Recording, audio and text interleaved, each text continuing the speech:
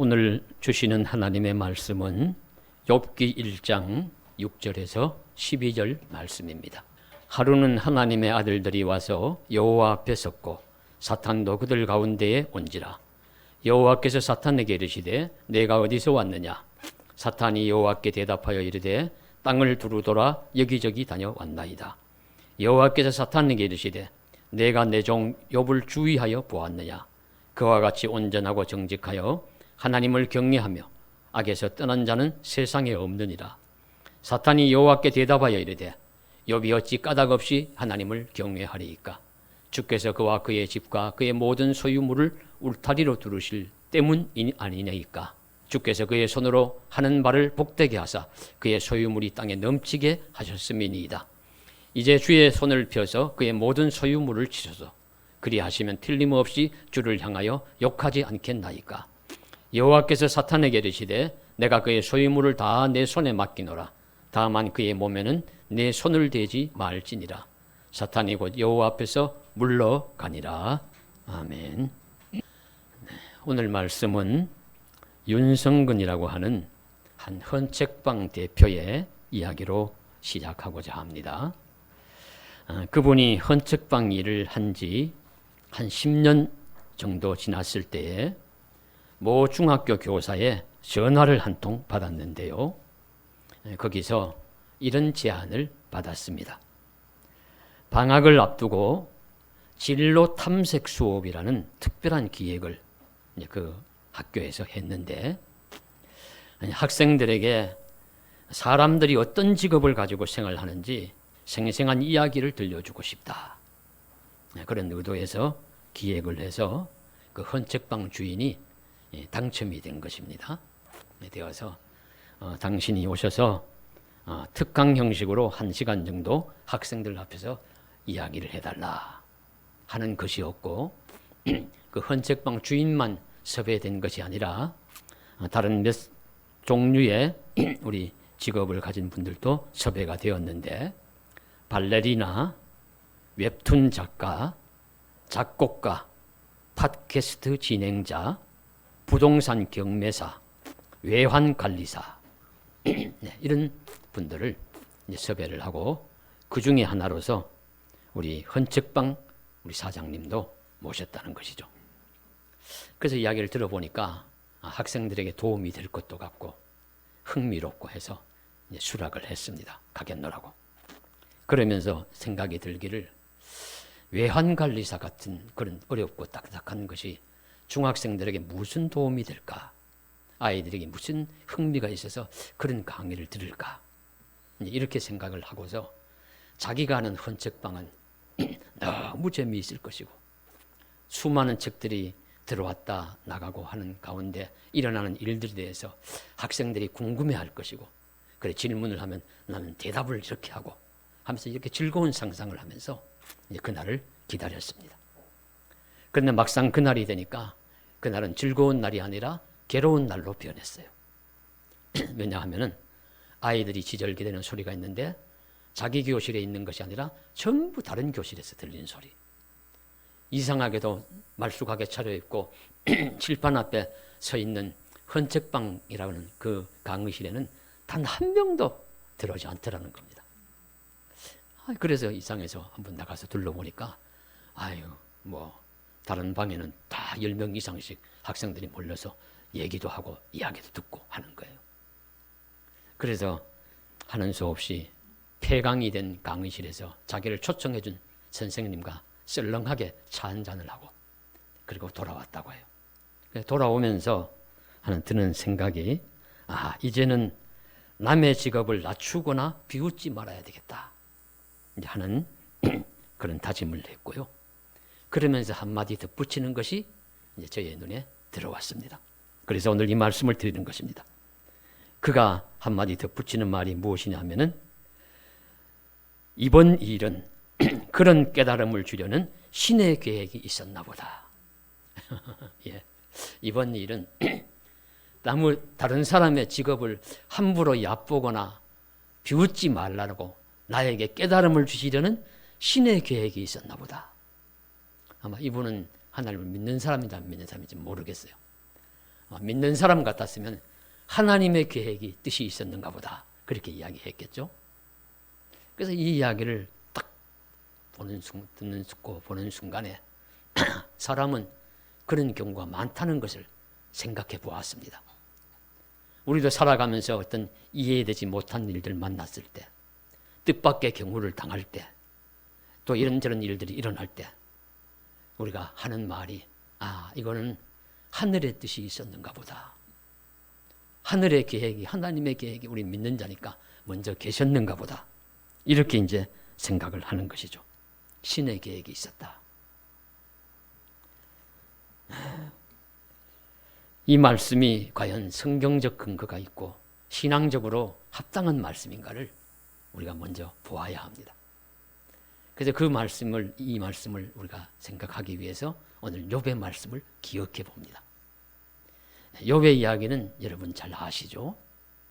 고난의 종, 인내의 대명사라고 할 수 있는 욥인데, 이 욥에 대한 이야기를 오늘 읽으신 말씀 1장의 한 부분, 그리고 2장의 한 부분은 사실 땅에 있는 사람은 모르는 일입니다. 하늘의 하나님과 천사들과 그 사탄이 끼어서 하는 질문과 대답의 형식으로 나온 천상회의 장면이에요. 그 땅에 있는 사람은 알 수가 없어요. 그래서 이 부분을 가려놓고 우리가 욥기를 읽는다고 하면은 욥은 이런 이야기입니다. 큰 부자가, 동방의 한 부자가 아주 오랜 옛날에 살았는데, 그 부자는 얼마나 부자냐? 양과 소와 낙타가 많이 있고 종들도 많이 있고, 그런데다가 또 신앙도 좋아서 하나님도 잘 섬기는 사람이에요. 착하고 또 그저 선하게 사는 사람이에요. 그리고 자녀들도 많아서 아들 7에 딸 3, 다자다복한 사람이고, 그런 이제 사람이 살고 있었습니다. 그런데 그 사람에게, 그 부유한 사람이 하루는 그렇게 살 뿐만 아니라 이제 성결하게도 살죠. 자녀들이 혹시 죄를 짓고 잘못했을까봐 불러가지고 그저 잔치를 한 다음에는 제사를 함께 드릴 정도로 그렇게 성결하게 신앙을 아름답게 이제 그렇게 살아가는 사람. 그러니까 주변의 사람들에게 칭찬도, 칭송도 많이 듣고 존경도 많이 받았을 거예요. 욥과 같은 사람은 잘 사는 것이 맞아. 욥과 같은 사람은 참 잘 사는 것이 합당해. 나도 욥과 같이 살면 얼마나 좋을까. 이렇게 부러워하면서 칭송의 대상이었던 욥인데 이상한 일이 벌어진 것입니다. 못 믿을 사건이 일어났습니다. 욥이 하루아침에 그 모든 재산과 자녀들을 다 잃어버렸습니다. 이웃 나라에서 쳐들어와서 욥의 양떼와 소떼들, 동물들을 빼앗아갔고, 가축들을 빼앗아가고, 남은 종들과 가축들은 하늘에 불이 내려가지고 다 태워버렸고, 자녀들이 맏아들의 집에서 잔치를 하고 흥겹게 즐길 때 태풍이 불어와서 집이 무너져가지고 다 죽고 말았어요. 하루아침에 알거지가 되고 하루아침에 빈털터리가 되었습니다. 자, 그러면 이제 건강이라도 있으니까 살아갈 수 있지. 그런 이제 건강 하나 가지고 잠시 살아가는데 그 건강마저도 이제 잃어버리게 되죠. 정수리에서부터 발끝까지 종기가 나가지고, 심한 종기가 나가지고 온데가 헐고 인생에 그 고통과 괴로움을 줍니다. 사람들이 눈 뜨고 보기도 어려울 정도로 큰 고통을 앓습니다. 과연 이것이 일어날 수 있는 일인가요? 그것도 선하고 착한 사람에게, 하나님을 잘 믿는 사람에게, 의로운 사람에게 어떻게 이런 일이 일어날 수 있겠습니까? 도무지 세상에서 이해가 안 되는 일이 일어난 것입니다. 물론 욥도 탄식하고 욥의 친구들도 찾아가서 나름대로 그 고난에 대해서 이런 말 저런 말 하지만 정확하게 다 제대로 알고 하는 말들이 아닙니다. 우리도 이러한 유사한 일들을 만나기도 하고, 이와 같이 극단적인 일은 아니지만 유사한 경우를 보기도 합니다. 세상에 이럴 수가 있느냐? 어떻게 이런 일이 일어날 수 있느냐? 이해가 잘 안 됩니다. 생각할수록 이상합니다. 신비합니다. 그런데 인생 자체가 사실은 이처럼 우리가 다 이해할 수 없고 신비한 것입니다. 인생은, 역사는 신비한 것입니다. 우리 중세가 끝나고 근세의 역사를 우리가 대충 훑어보더라도 근세의 사람들은 희망에 들떴어요. 인간성이 해방되고 자유를 만끽하면서 인간의 자유가 끝없이 펼쳐질 것이라고 생각을 했고요. 발달하는 기술 문명이 막 급속도로 발달하고 신대륙이 발견되고 하면서 함께 어울려 가지고 뭐 전화기가 발명되고 전기가 발명되고 자동차, 기차 뭐 다니고 나중에 비행기까지 다니고 뭐 이런 하늘 나는 놀라운 역사를 이루면서 그저 장밋빛 청사진, 이 세상엔 인간이 만드는 유토피아가 이루어질 것이라고 상상을 합니다. 그래서 이런 근세 시대에는요, 아담과 하와가 에덴 동산에 쫓겨나는 그림을 그려도 다르게 그려요. 중세 시대에는 그 그림을 아담과 하와가 슬피 울면서 뭐 가리면서 울면서 이렇게 고개를 숙이고 도망을 치는 장면인데, 이런 근세 낭만주의 시대의 그림은 그 뱀을 올라타고서 희희낙낙 웃으면서 손짓을 하면서 가는 그런 그림을 그립니다. 그만큼 인생의 장래를 장밋빛으로 본 것이죠. 그러나 전체주의 또 독재 일어나면서 인간성이 말살되고 파괴되는 것 보고 제1차 세계대전, 2차 세계대전을 겪으면서 모든 것이 파괴되고 인간이 인간을 수없이 살상하는 그런 뭐 고통과 장면을 하면서 다 무너져 내립니다. 무너져 내리면서 면면이 이어져 오는 그 근세 시대에 니체를 비롯해서 신은 죽었다, 하나님은 죽었다, 인간이 주인이라고 생각했던 이 세계 속에 하나님이 살아계시고 하나님 믿는 신앙은 결코 소멸되지 않는다는 것을 면면히 보여주면서 신앙은 이어져 오는 것입니다. 이것은 이미 하나님이 말씀하신 대로예요. 전도서 3장 11절에 하나님이 하시는 일의 시종을 사람으로 측량할 수 없게 하신다니라, 그렇게 말씀하시고 있고요.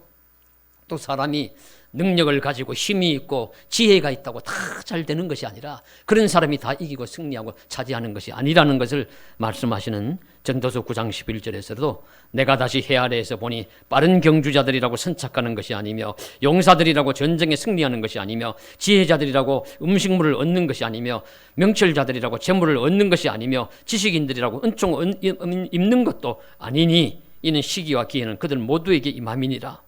능력자라고 지혜자라고 항상 성공하고 다 얻는 그런 세상도 아니라는 것을 말씀하고, 앞으로 이루어지는 세계 진행되는 전개되는 것은 아무도 모른다는 신비한 세상, 신비한 인생이라는 것을 우리들에게 말씀해 주시고 있습니다. 그래서 우리도 살아가면서 내 생각과 논리로 이해가 안 되고 일의 전개나 시종이 그대로 뜻대로 이루어지지 않을 때 눈을 들려 하늘을 보게 됩니다. 아까 헌책방 주인처럼 자기가 생각한 대로 안 된 거예요. 자기 생각에는 헌책방 이야기 너무 재미있어서 학생들이 많이 올 걸 상상하면서 갔는데 한 명도 오지 않고 자기가 재미없다고 생각하는 그런 곳은 가서 들끓고, 그러나 이제 그걸 수용을 하면서 나에게 또 다른 깨달음을 주시는 하나님의 계획, 신의 계획이 있었는가 보다, 이렇게 생각하는 것처럼 우리도 그렇게 생각하면서 인생을 바라보게 된다는 말씀입니다. 그래서 욥기를 통해서 이 사실을, 진리를 알아보는 것이죠. 욥기를 통해서 우리에게 가르쳐 주시는 말씀은 인생은 먼저 하늘에서 하나님의 손에서 결정될 수 있다 하는 사실을 우리들에게 가르쳐 주십니다. 이거 신비한 일입니다. 우리 주기도문에 보시면요, 뜻이 하늘에서 이루어진 것 같이 땅에서도 이루어지이다. 저는 이 말씀 새벽 기도할 때도 저절로 입에서 착 그러고 튀어나올 때가 많아요. 뜻이 하늘에서 이루어진 거죠. 먼저 하나님의 뜻이, 아버지의 뜻이 하늘에서 먼저 이루어진 것처럼 땅에서 나중에 이루어집니다. 하늘에서 선한 막 일들이 맺어지면 땅에서는 막 그 일들이 열매맺처럼 일어나는 수가 있는 것이죠. 그런 생각을 하는 말씀을 나누는 것처럼 우리의 삶이나 지혜와 모든 그릇들과 선악과 상관없이 하나님의 손에서 일들이 결정될 수 있다는 점을 성경은 우리들에게 가르쳐 주시고 있습니다. 그것을 이제 욥의 사례를 통해서 명확하게 제시해 주시는 것이죠. 그래서 욥의 고난이 왜 일어났습니까? 천상회의에 의해서 결정된 거예요. 욥이나 다른 사람들은 아무도 모르지만 천상회의에 의해서 하나님이 욥을 칭찬을 하시니까, 사탄은 참소하는 자입니다. 그 중에 사탄이 끼어 있다가 거기에 태클을 걸어요. 아이고 하나님, 욥이 하나님 잘 믿는 것은요, 욥이 믿음이 좋아서가 아닙니다. 욥이 그래서가 아니라 욥을 하나님께서 잘 살게 해주셨기 때문에 그저 세상에 부자로 살지요, 자녀들 낳아서 잘 살지요, 뭐 부른 것 없이 건강 유지하며 살아가지요, 온갖 거 다 가지고 있으니까 그러고도 하나님 잘 안 믿겠습니까? 안 믿을 사람 누가 있습니까? 그거 한번 거두어 가 보십시오. 그거 다 빼앗아 가 보십시오. 그래도 욥이 정말 하나님 잘 믿는가? 내가 생각할 땐 절대로 욥 하나님 잘 안 믿습니다. 그냥 원망하고 욥 그냥 하나님 안 믿고 떨어져 나갈 것입니다. 이렇게 이제 사탄이 이야기를 하는 겁니다. 그리고 하나님, 아니야. 욥은 그래도 잘 믿어. 욥은 잘 믿어. 그런 거가 관계없이 날 잘 섬기는 사람이야. 아이고, 아닙니다. 그러면 한번 해보자. 그래가지고 이 사탄에게 생명에는 처음에는 건강, 몸에는 손대지 말아라. 그래서 몸까지 손 못 대게 하고 다른 것 다 빼앗아가게 하고요.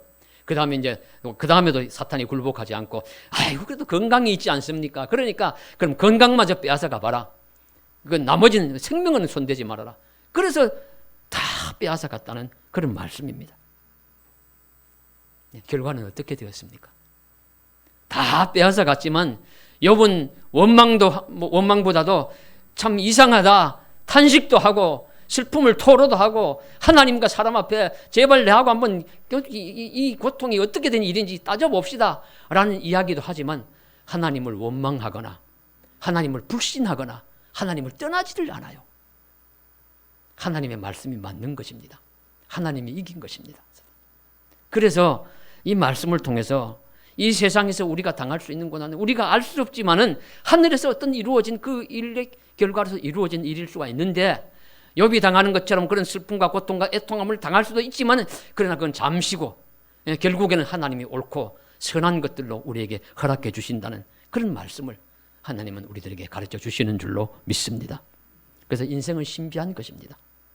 그래서 너무 지금 잠시 잘 못 산다고 고통받는다고 너무 괴로워하실 것 아니에요. 그러니까 기다려 보십시오. 하나님이 미리 하신 계획과 결정은 옳음으로 무엇인가 분명하게 판단이 날 것입니다. 신비한 인생입니다. 그저 단순하게 세상의 논리나 이치로만 복과 저주가 성공과 실패를 판단할 수 없다는 것, 하나님의 오묘하신 섭리가 있다는 사실을 저희들에게 가르쳐 주시는 줄로 믿습니다. 그런 것을 믿고 받아들이는 저와 여러분 되시기를 간절히 소망합니다. 둘째로는 인생의 신비한 일들을 당하는 자는 이유를 알 수도 없고 삶의 내용을 다 이해하기 어렵더라도 그가 가져야 할 최선의 자세가 무엇이냐? 참고 기다리는 것입니다. 참고 기다림입니다. 다시 말씀드립니다. 인내하는 것입니다. 참고 기다리는 것이 최선의 자세입니다. 그래서 야고보 사도는 성경 말씀들을 쭉 살펴보았겠죠. 보면서 누가 최고의 인내의 인물일까? 그래 보니까 욥이에요. 그래서 야고보서 5장 11절에 보라, 인내하는 자를 우리가 복되다 하나니 너희가 욥의 인내를 들었고 주께서 주신 결말을 보았거니와 주는 가장 자비하시고 긍휼히 계시니라. 욥이 가장 인내하는 자더라. 그렇게 욥을 인내의 대표적인 인물로, 참을성 있는 가장 대표적인 성경 인물로 제시를 합니다. 실제로 욥은 대표적인 인내의 인물이에요. 우리 성경 말씀 보시면요, 훌륭하신 분들, 훌륭한 믿음의 인물치고 인내하지 못하는 자 한 사람도 없어요. 다 참을성이 있는 인물입니다. 몇 사람 헤아려 봐도요, 노아, 한 120년 정도 걸려서 방주를 만들었다고 생각하는데 그동안에 많은 비웃음, 조롱당했지만 참고 인내하면서 하나님 약속의 말씀을 믿고 방주를 만듭니다. 인내심이 좋죠. 그 다음에 요셉, 형들에게 팔려서 억울하게 종살이 합니다. 거기서 또 더 억울하게 감옥살이도 합니다. 그래도 참고 인내해서 결국에는 애굽의 총리 대신이 됩니다. 또 욥도, 이 요셉도 참 훌륭한 인내의 인물입니다. 모세를 보십시오.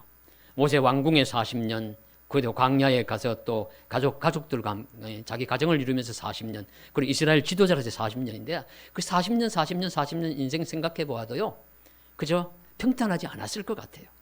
왕궁에서 있더라도 이방인으로서 양자로서 들어가서 많은 비웃음 조롱 당했을 것이고요. 그리고 광야에서 살면서도 여러 가지 그 왕궁에서 살던 거 다 잊어버리는 시간, 괴로운 시간, 힘든 시간 겪었을 것이고, 이스라엘의 지도자로서도 광야 이스라엘 백성 인도하면서 얼마나 고충이 많았습니까? 뭐 하루도 발 제대로 뻗고 잘 수 없을 만큼 그렇지만 참고 인내했습니다. 다윗도 그랬고요, 엘리야도 그랬죠, 다니엘도 그렇고. 신앙의 위대한 훌륭한 인물치고 인내심이 강하지 않은 자 아무도 없습니다. 그런데 그 모든 사람 중에서도 이 욥은 으뜸이라고 볼 수 있습니다. 욥만큼 인내하는 사람은 없어요. 왜냐하면 다른 사람들 다 조건이 그래도 낫습니다. 그 노아에게 건강 빼앗아갔다는 이야기 없고 재물 빼앗아갔다는 이야기 없어요. 예, 요셉은 뭐 감옥에 갇히고 또 뭐 종살이도 했지만은 그도 건강과 지혜를 그대로 유지하고 그저 뭐 조금만 잘하면 사람들이 다 또 인정해주는 그런 놀라운 일들도 당했고, 이 모세는 얼마나 또 건강했느냐, 120살이 되도록 눈이 흐리지 아니하고 뭐 그런 건강함도 주시면서 꼭 견딜 힘을 주셨고, 다윗도 그렇고 엘리야도 그렇고 그도 뭐 다니엘도 그렇고 보면은 무엇인가 살고 견딜 만한 그런 조건을 주셨어요. 무엇인가 하나님이 허락해 주셨어요. 그런데 욥은 다 빼앗겼습니다. 욥은 아무것도 없습니다. 다 잃어버렸습니다. 근거가 없어요. 뭐 희망이 없고 욥이 잘 될지도 안 될지도 지금 사실은 욥 자신은 모르는 일입니다. 그럼에도 불구하고 욥은 참았습니다. 욥은 인내했습니다. 욥은 입술로 하나님 원망하지 않고 하나님 불신하지 않았습니다. 하나님께 떠나지 않았습니다. 욥은 지켰습니다. 욥이 잘한 것, 세상으로 봐서 무슨 선한 일 한 건 아니에요. 그저 조금 뭐 이렇게 뭐 불평도 하고 하지만은 하나님 떠나지 않고 그저 자기 생명 지킨 것, 참은 것, 인내한 것, 그거 하나님 귀히 보십니다. 그래서 이 욥기 참 소중합니다. 우리도 살아가면서 우리는 낙심 너무 잘하잖아요. 조금만 어려운 일 생기면 훨씬 더 많은 여러 가지 견딜 조건이 있음에도 불구하고 가족들 있죠, 친구들 있죠, 교회 있죠, 살 거처할 집 있죠, 건강 조금이라도 움직일 건강 있죠. 그럼에도 불구하고 뭐 하나 무너지면 세상 하늘이 무너진 것처럼 낙심하고 절망하고 원망하고 탄식하고 하는데 욥은 견딥니다. 이것 하나님이 칭찬하시는 거죠. 하나님이 칭찬하십니다. 입술로나 삶으로나 하나님을 떠나거나 하나님을 불신하지 않습니다. 그래서 하나님이 옳다는 것을 증명해냅니다. 성경은 세상에서 내가 당하는 고난이나 축복이 단순한 땅의 논리, 세상의 논리로만 해석할 수 있는 것이 아니라는 것을, 우리가 다 헤아리지 못할 하늘의 뜻이 있다는 점을 우리들에게 가르쳐 주시고 있습니다. 욥을 통해서 분명히 그렇게 말씀해 주십니다. 다 잃어버렸습니다. 그러나 욥은 인내했습니다. 그래서 성경은 성도들에게 인내를 강조하십니다. 성령의 열매에 인내가 들어있어요. 사랑과 희락과 화평과 오래 참음 인내입니다. 자, 성령의 은사에 사랑이 제일의 은사인데 그 사랑 안에는 가장 중요한 속성이 오래 참음입니다. 사랑은 오래 참고, 사랑한다고 하면서 오래 못 참으면 좀 부끄럽습니다. 하니까 제가 생각이 나서 잘 못 참는데, 사랑은 오래 참고, 또 우리 예수님이 말씀하신 우리 팔복의 마지막, 사람들이 나를 인하여 너희를 욕하고 핍박하고 너희를 거스려 악한 말을 할 때는 너희가 기뻐하고 즐거워하라 했는데 하늘에서 상이 큽니다. 기뻐하고 즐거워한다는 것은 사실 먼저 참는 거예요. 참는 것이 먼저죠. 하나님, 내 예수 믿는다고 사람들 조롱할 때 불쑥 화가 나가지고 막 하고 싶지만은 그 참는 것입니다. 참고 난 다음에 기쁨과 즐거움이 오는 것이죠. 참는 것입니다. 그래서 우리 성경 말씀에 참으면 왕노릇하리라, 인내함으로 영혼을 얻으리라, 그런 귀한 말씀을 주시는 것입니다. 그래서 우리도 잘 참아야 합니다. 인내해야 합니다. 힘들고 어려운 일이 있을지라도 욥 생각하면서 욥만 할까 생각하면서 우리 참으면은 못 참을 일이 없을 것입니다. 참아서 주님의 칭찬과 우리 주님이 주시는 은혜와 복을 받을 수 있기를 간절히 소원합니다. 그리고 어떤 글을 보니까요, 세상 살면서 가장 어려운 일이 무엇이냐, 그런 질문을 하고서 그 대답을 적어 놓은 것이 좀 흥미로워서 보았습니다. 이런 내용인데요, 세상에서 살면서 가장 어려운 일의 5위가 뭐냐 하면 엄마 설득하기래요. 자녀들이 엄마 설득하는 것이 어려운 일인가 봐요. 그것이 5위고, 4위가 무엇이냐 하면은 퇴직한 남편 존중하기. 아내들이 퇴직한 남편 존중하는 것이 어려운 일인가 봅니다. 그것이 사위고, 3위가 뭐냐면 남의 돈 내 주머니에 넣기. 돈 버는 것이 어렵다는 뜻인가 봐요. 그것이 이제 3위고, 2위가 무엇이냐 하면 내 생각 남의 머리에 넣기. 다른 사람을 설득하는 것이 어렵다. 그것이 이제 2위고, 영리의 1위가 무엇이냐면 참고 기다리기입니다. 참고 기다리는 것이 그만큼 어렵다는 거죠. 그 어려운 것을 욥은 해내었고 우리들도 믿음으로 잘 감당해야 될 수 있을 줄로 믿습니다. 우리는 하나님을 믿는 성도로서 신비한 인생길을 걸으면서 어렵고 견디기 힘든 문제를 만날 때에도 욥을 기억하면서라도 참고 인내하고 기다려서 참으면 얻는다, 인내하면 영원도 얻고 은혜도 받을 것이다, 참고 기다림으로 하나님께서 칭찬과 인생에 주실 복을 한량없이 허락해 주실 것이다 믿고 믿음으로 잘 참고 인내하여 승리하시는 저와 여러분 되시기를 간절히 주님의 이름으로 축원합니다. 그 다음에 세 번째로는요, 우리가 신비한 인생길을 걸으면서 잊지 않고 기억해야 할 것은 그런 가운데서도 하나님은 우리를 지켜보고 계십니다. 하나님은 우리를 지켜주시고 계십니다. 우리를 심판하시기 위해서, 그저 원망하시기 위해서 너무 잘하나 못하나 그러게 하기 위해서만 보시는 것이 아니고요, 하나님이 보시는 이유는 보호하시기 위해서, 하나님 지켜주시기 위해서 하나님이 우리에게 그 사랑하시는 방식으로 우리를 불꽃 같은 눈동자로 지켜주시고 보호하십니다. 우리 오늘 말씀해 보시면요, 이런 말씀이 하나 나오죠. 8절에 욥이 사탄에게 이렇게, 하나님이 사탄에게 이렇게 질문을 해요.